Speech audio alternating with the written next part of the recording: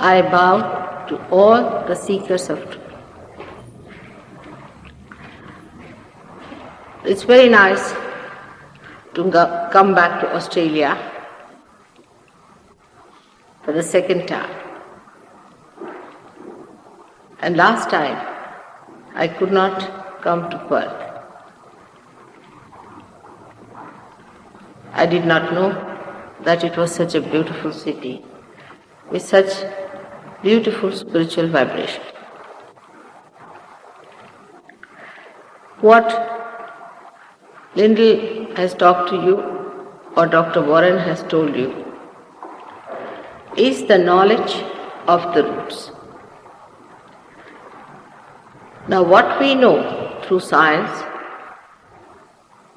or through our human senses is the knowledge of the tree that we see, obviously before. But this is the knowledge of the root. And if you have to nourish the plant, you have to water the roots. No use just plucking up some flowers or some leaves and treating them with something artificial. This knowledge can only be achieved if you can somehow or other go to the roots. For example, you are paying attention to me just now. But if I say, please pay attention to yourself, you cannot do it. You say, how, mother? How to do it? So something has to happen within you which should attract your attention inside so that you can get your attention which is outside in connection with the spirit. And the attention then can be enlightened by the spirit. So to know the knowledge of this root, you have to become something more than a human being. Even Darwin, who did not believe in God, did say very clearly that if man has come so far, he has to go little further to explain himself. But as he did not try, the knowledge of the roots, whatever he said, was about what he saw apparently outside. To become the subtle has to be something very spontaneous. Has to be something very spontaneous. It cannot be done by thinking or by reading. Some people believe that if we read, we will go to God. Or if we think about God, we will go to God. It's not true. If it was so, why did Christ say that you are to be born again? Why did all of them say that some transformation has to take place within you? Even Buddha has said that you have to get your self-realization. Without that, he would not talk about God. So something has to happen within us to transform us. The other idea people have is, beg pardon? All right, you come along tomorrow. All right? Bring on.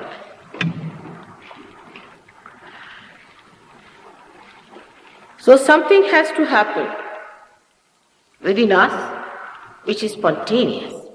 Because if our spiritual ascent has been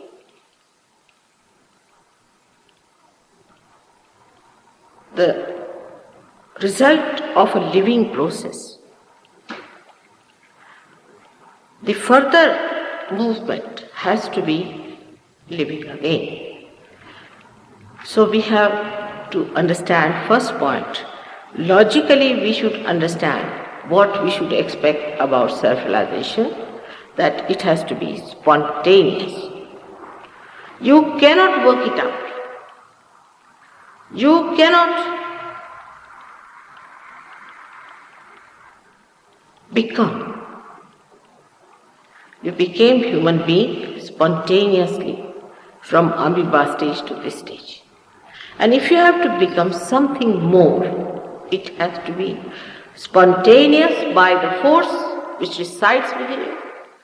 Like the force that resides in a seed which spontaneously becomes germinated when it is put in the Mother Earth. If you read a book, you cannot do it. If you stand on your head, you can't do it. If you jump, you do what you like, it's not going to happen. You have to put it in the womb of the Mother Earth so that the seed should be germinated. It's the capacity of the Mother Earth, it's the quality of the Mother Earth that gives that spontaneous germination to a seed. Now, every day in life, we see so many living things happening, like a flower becoming a fruit. But we take it for granted. We don't understand that we cannot transform a flower into a fruit. We cannot do anything that is living. What we can do is the dead work. If a tree dies, all right, so we make a beautiful furniture. Or something dead is converted into another form of dead, which also deaden us with habits. So the work of the divine, all the all-pervading power of love of God, is living work of the living God. And that power, we know it exists, but we are not aware of it, and we cannot feel it on the central nervous system. When people talk about the all-pervading power, it's a mystery. They talk about the Holy Ghost, this is another mystery. Everything seems to be a mystery before you have got your realization. For example, this instrument is made and is not connected to the mains. It's a mystery. Nobody knows what is it for, what's the purpose of this instrument is.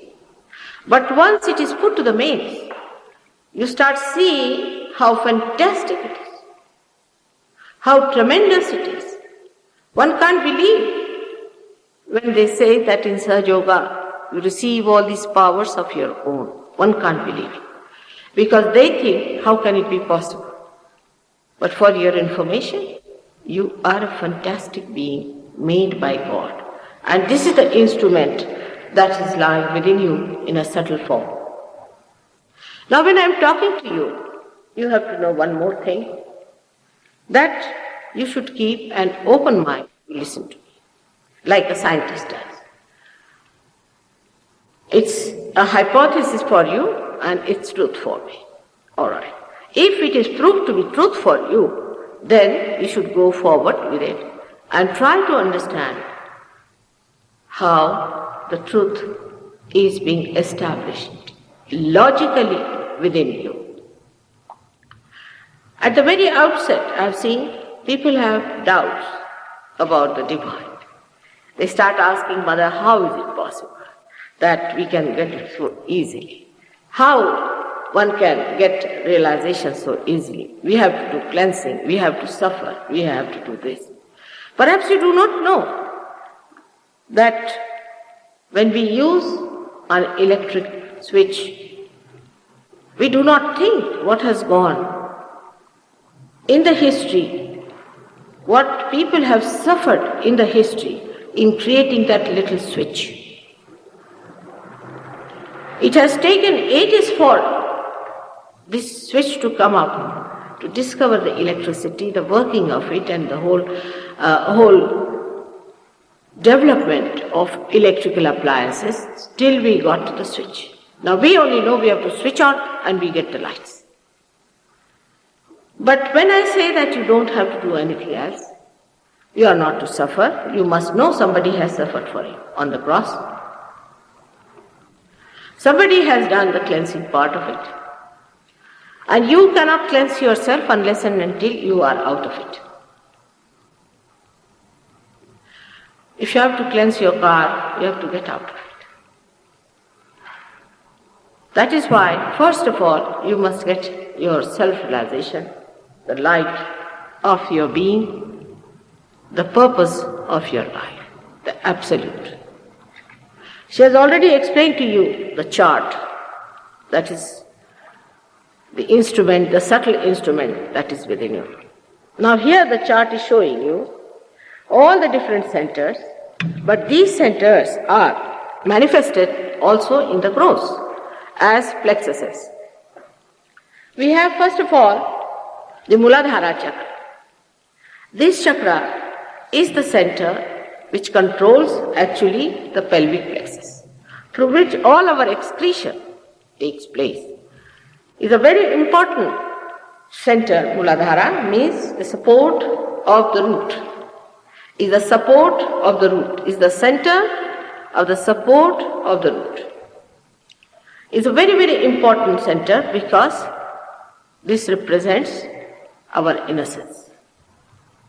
In the subtle, it is the innocence in us which looks after this center.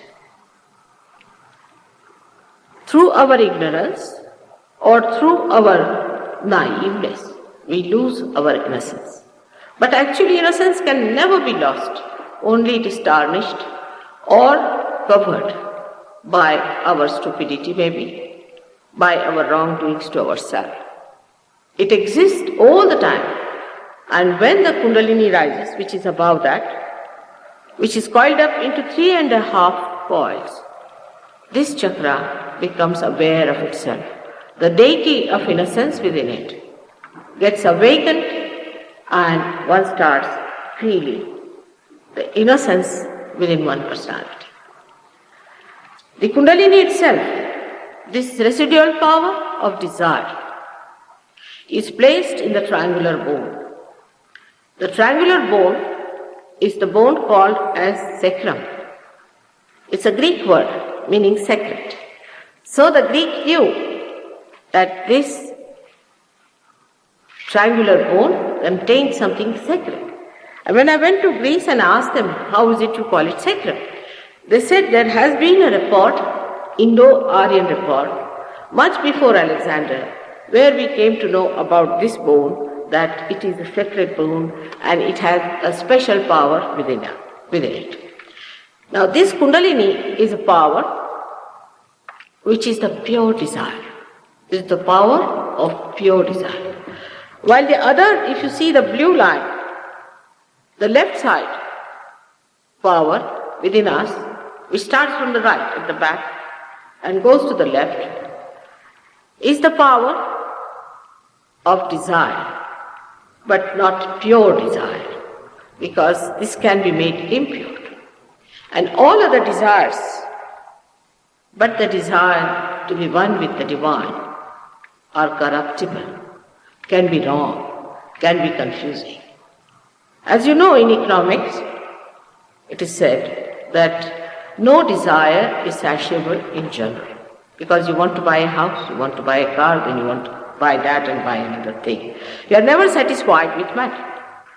So, this desire, which is lying in the sacrum bone, absolutely in its pure form, the pure desire to be one with the divine, is the one that gives you ultimate satisfaction and joy. It is so spontaneous that if people ask me how you do it, it's going to be difficult to explain at this level how it is done. As you cannot explain how a seed germinates and how it becomes a tree. All living things cannot be explained, only to be seen and to be felt within yourself. I will be able to tell you tomorrow more about these centers, what are these centers and what are they related to you. In any case, I hope you have the books now when you go. You can take these books with you and read them at home and see for yourself if you can understand what's written in those books.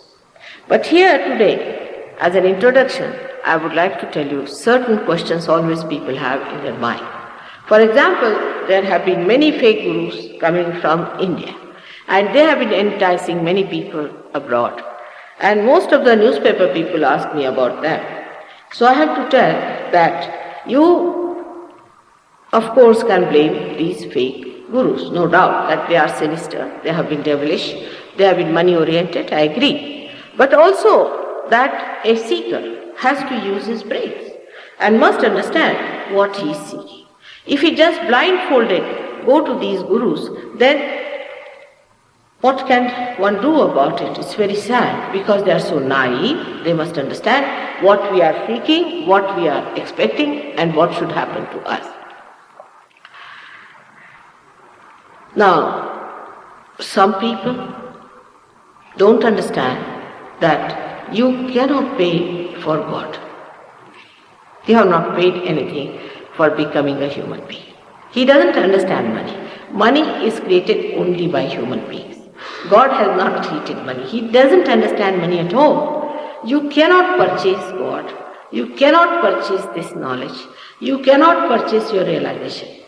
None of the things that are related with God can be purchased with money. Anybody who tries to take money from you in the name of God is a parasite. Not only a parasite, but I would say a person who is anti-God, because that is how he is maligning the name of God. It cannot be purchased, it cannot be sold, it cannot be organized, it cannot be maneuvered. We cannot have an organization of God. We cannot organize him. He is the way he is. We cannot tell him, now you come along every Sunday to our church. He won't. It is his desire if he wants to do it or if he doesn't want to do it. The only thing that binds God is love, dedication and truthfulness. If you are truthful, if you are dedicated, then God is interested in you. If you are not, he is not at all interested in people who are seeking not God but something else. But what is most unfortunate, that the people who are misled are all seekers of God. They are all seekers of truth. They are true people. They are honest. They are dedicated and they are exploited. So again I would say, anybody who takes money in the name of God, please see that that is not God. Please. As a mother, I am warning you that one has to understand any saint who takes money in the name of God is not a person who is to be regarded as a divine personality. By no chance a saint. Now secondly, as I told you, you cannot put in an effort, it is a spontaneous happening. Now one of the arguments people have, that in such and such book, XYZ, this is written. In the other book, so and so, this is written. Another fellow who was such and such has said so. It's very easy to dwell upon such sayings and on such books. I would request you to be here at this moment with me, to understand what I have to say. If you bring in other people, I'll have to tell you the facts about them, which you may not like, which will not be palatable, will create a controversy for nothing at all. Because we are not here to create any controversies. We are here to achieve our goal of self-realization for our betterment. Once you understand this, that the main interest is of the divine, and that is that you all should get your self-realization. We have known that we have become human beings, but we have never asked a question. No scientist has asked a question. Why have we become a human being? Why are we on this earth moving with these 2 legs and 2 feet in this fashion? What is the speciality? Why God has made us in such a beautiful way that we are called as human beings? If you ask this question to yourself, you won't be able to say that there is any purpose in what God has done to us. But I say there is a purpose. The purpose is that you have to become the instrument of God. You have to become the carrier of his power. When the Kundalini rises and breaks through your seventh chakra here, then it is amazing how you feel this all-pervading power as cool breeze in your hand. But that's not sufficient. If you feel the cool breeze, supposing I give you a car or any instrument, and I don't tell you how to drive it, it's useless. But if you learn the complete decoding of this feeling, of this all-pervading power, you can do great things because God has put these powers within you. Only the light has to come in. Without the light, as you cannot see anything properly, you cannot integrate anything, correlate anything. In the same way, when there is no light within yourself, you are not integrated within. Nor you understand absolute things. What you understand are relative things. With our mind projection, whatever we do is all relative. That's why we are having problems about our politics, about our economics, about our every sort of thing that we are doing. Our development also has been very one-sided in the sense that our material development has taken place without the spirit. Anything without the spirit is something like a tree growing, outgrowing its size much more than the roots, and that's how sometimes we always are worried and shocked at the destruction that is facing us from within and without. We see diseases like cancer and other horrible diseases which we cannot combat. We see the problems of the nations and political, economic crisis, and we don't understand how to control it on individual basis. All these things can only be solved if you become the spirit. The spirit is within you, the link with the whole. Like the microcosm, the whole, you are a part and parcel of that. Like my finger is part and parcel of the whole. Now if there's any pain in my finger, I can feel the whole. In the same way, once I become aware of my spirit, I can feel the whole. I become collectively conscious. I do not talk about it. I do not say that you are now brothers and sisters, but it just happens that on your fingertips you start feeling others very clearly. Their centers, their problems, your problems, and also you know methods how to clear it out. Compassion, people talk of giving compassion, looking after people and doing good to them. But this compassion talks. It doesn't solve the problem. But the compassion that flows from you works. It works out. It helps people in a way that they are not aware of it. For example, in India, we had one Indian who got realization in a village. He was a farmer, he went back, and he gave realization to so many people that it is unbelievable how he could manage such a lot of population to come to Sahaja. But he told me that certain incidents, like a man came to me and he was an alcoholic. And he came to me and he was about to beat me. And I was very quiet. I just told him, now don't beat me, sit down for a while. He sat down and after some time I awakened his kundalini. Overnight he gave up alcohol. Overnight he gave it. He became like a king. He said, what? I'm not going to drink anymore. It's not mental, but just he achieved his supreme thing, the highest thing, his purpose. And the whole being got glorified. So you start feeling your own powers. Actually, when you go to any guru, you must also find out from the disciples if they have achieved any powers or not. It is not important if a guru says, I am such and such. For example, the lady who came to interview me, she said, do you think you are the highest saint of India? No. I said, I never said so. But the saints in India do say so. All right. If you believe in it or not makes no difference. It is for you to find out. But leave alone me. Why not find out about yourself? What happens to you? Supposing you become the saint. Supposing you have the powers. Supposing you manifest that compassion which I am talking. Then you have to believe that there is something about yourself. First of all, you all must have faith in yourself that you are capable of becoming that self which is collectively conscious to begin with. which is the source of all the joy, health, wealth, and all kinds of satisfaction, and the one which is the witness of the play of divine. The one that allows you to transmit this divine power to others. After realization, for example, Dr. Warren himself was very reluctant in the beginning. He was a difficult person to begin with. Then he got his realization, and after realization, he was quite satisfied because he had been to so many gurus. There's no guru he has not been. And he was so angry and aggressive when he came to Sahaja. When he got into realization, he just felt that he has found it. Now, through him, in Australia, we have established so many centers and so many people have got realization. It's a surprising thing that one man who reluctantly came to me on a telephone number has suddenly become such an enlightened person that he has given realization to so many people, and to whom he has given realization have also given realization to so many others.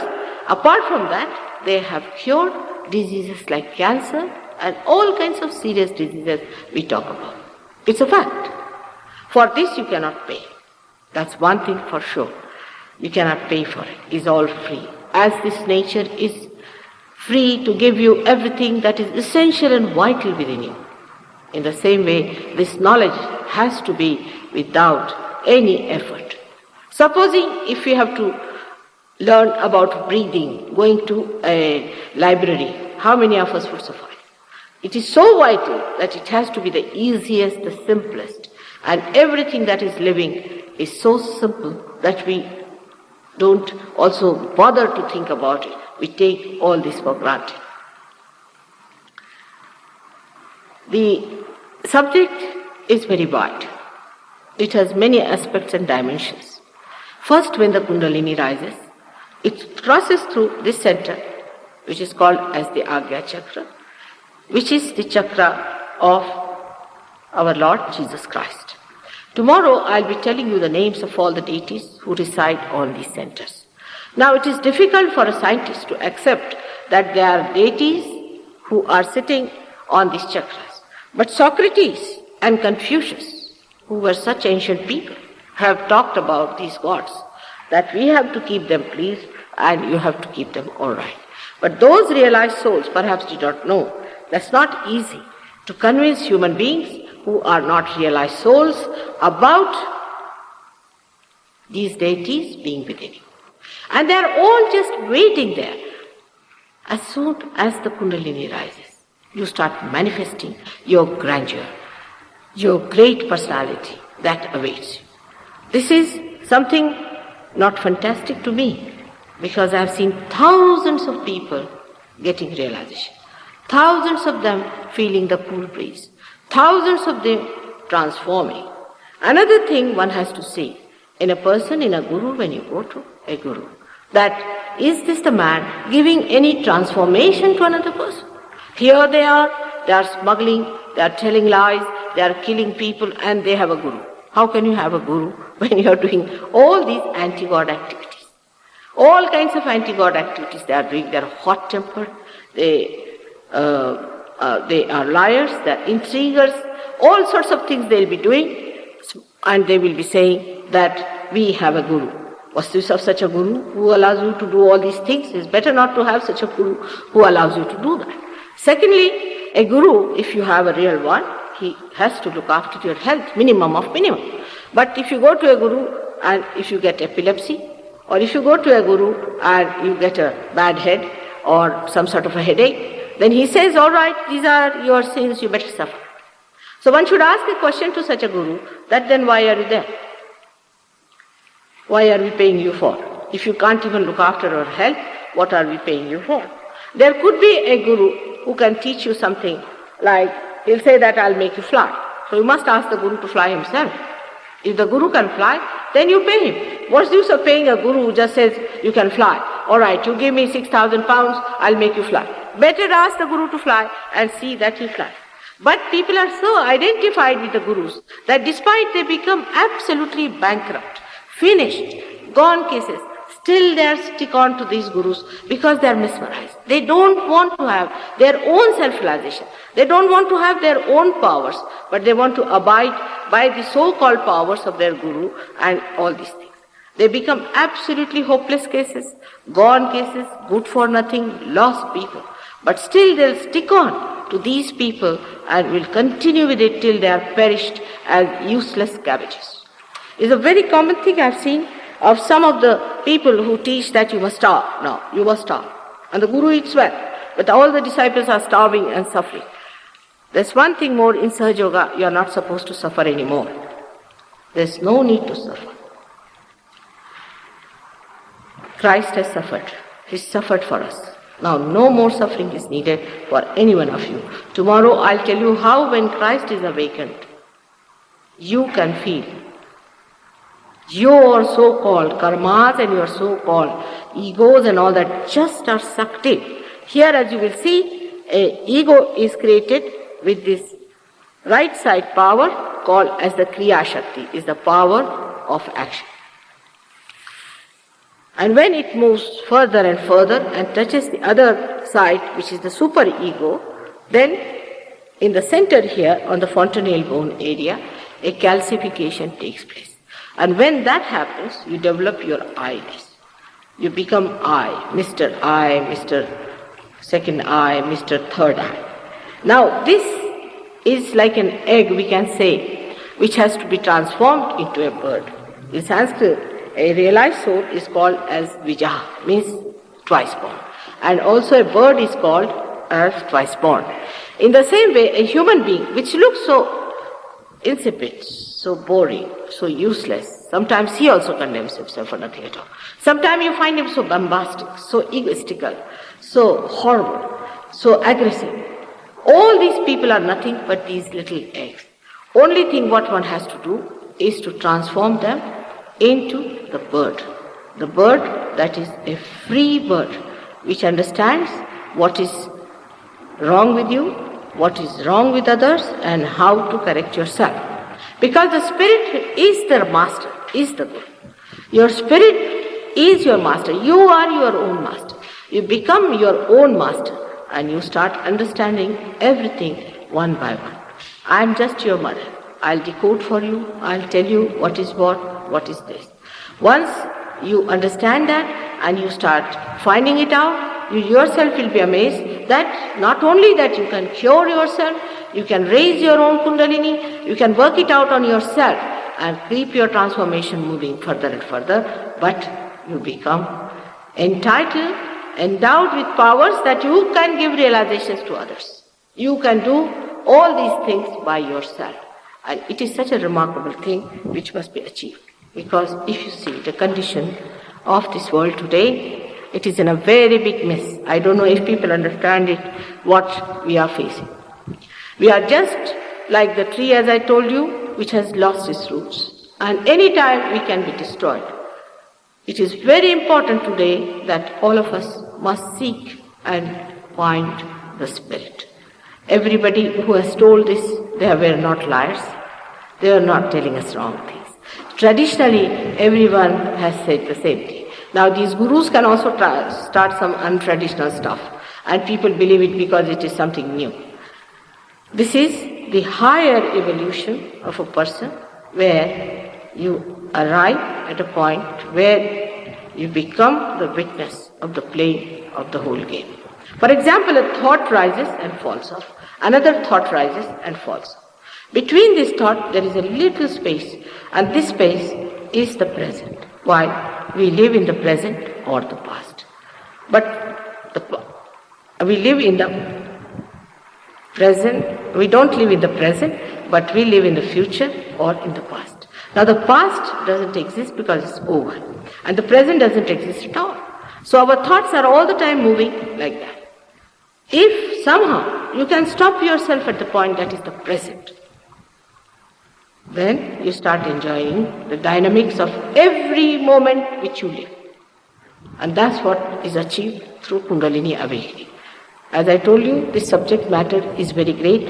In an introduction, I have tried to cover lots of points which people have been asking me all over the world. And if you have any new points to ask me, I'll be very happy to answer you. Tomorrow, I'll tell you actually what happens when the Kundalini rises. I would like you to ask me questions, and after that, we will have the session of realization, which may take hardly 10 to 15 minutes. May God bless you. Can I have questions from you?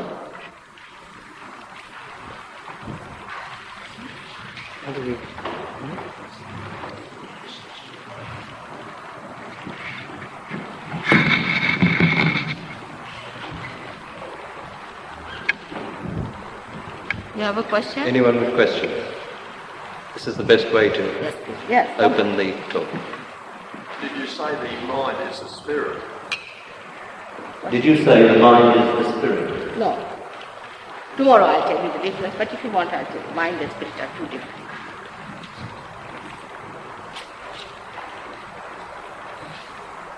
In English language, what we call mind is a confusing thing. But it's simple to understand.